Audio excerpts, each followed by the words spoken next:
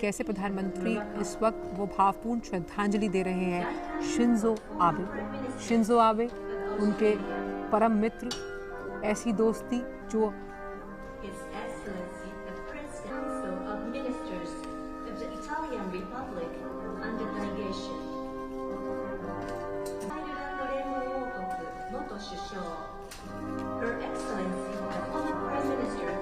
United Kingdom of Great Britain and Northern Ireland, Excellency the head of government of the Kingdom of Morocco.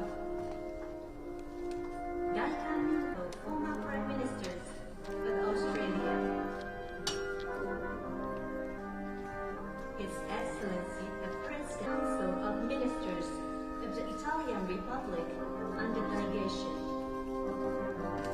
アイルランド連合王国元首相 Her Excellency the former Prime Minister of the United Kingdom of Great Britain and Northern Ireland, Excellency the head of government of the Kingdom of Morocco.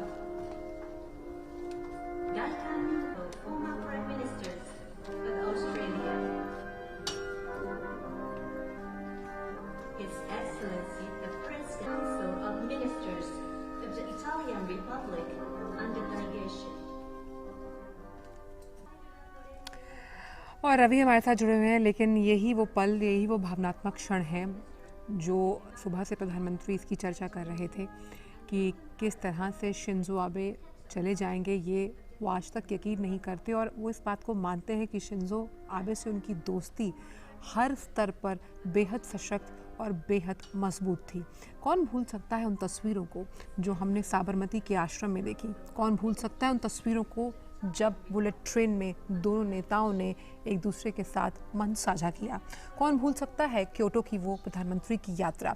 ऐसे कई दृश्य, ऐसे कई आयाम थे प्रधानमंत्री नरेंद्र मोदी और Shinzo Abe की दोस्ती में। व्यक्तित्व के लिहाज से दोनों बेहद जुड़े हुए, ऊष्मता और प्रगाढ़ता दोनों के व्यक्तित्व में एक दूसरे के साथ बहुत ज़्यादा। जब भी हमने देखा, ज़रूरी नहीं कि जब शिंजो आबे प्रधानमंत्री की कुर्सी पर काबिज थे तब, बल्कि जब वो नहीं भी थे तब भी प्रधानमंत्री नरेंद्र मोदी से उनकी दोस्ती बेहद अलहदा।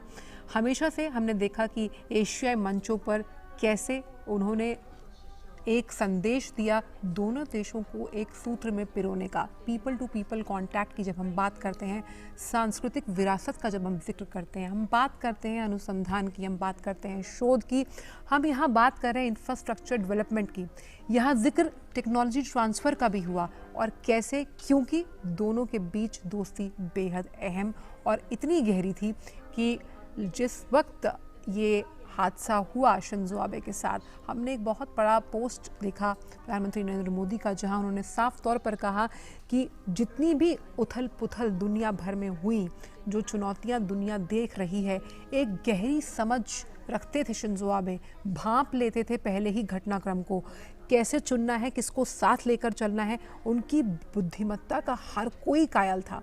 बेहद शांत स्वभाव के थे शिंजो आबे, लेकिन अपनी मुखर वाणी से जो विपक्षी थे उन्हें भी अपना मुरीद बना लेते थे। कैसे?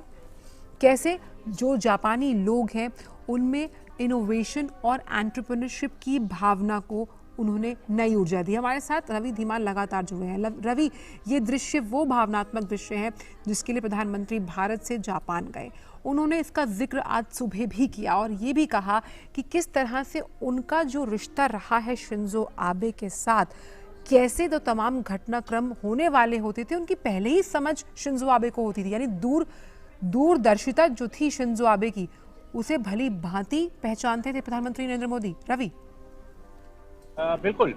देखिए, शिंजो आबे एक दूरदर्शी नेता थे जिनको डिप्लोमेसी की, कूटनीति की काफ़ी अच्छी परख थी और जिनको ये भी परख थी कि किस तरह से कहाँ पर सहयोग करके, कहाँ से गठजोड़ करके जापान का भला हो सकता है, जापान की जो सामरिक ज़रूरतें हैं वो पूरी हो सकती हैं और किस देश के साथ जापान के अगर संबंध और मजबूत होते हैं तो जापान को फ़ायदा होगा। जापान को जो उसकी कई ज़रूरतें हैं, उसके सुरक्षा के जो प्रश्न चिन्ह लगते हैं, उन पर सुरक्षा की चुनौतियां हैं, उनको बेहतर तरीके से निपटने में जापान को मदद मिलेगी।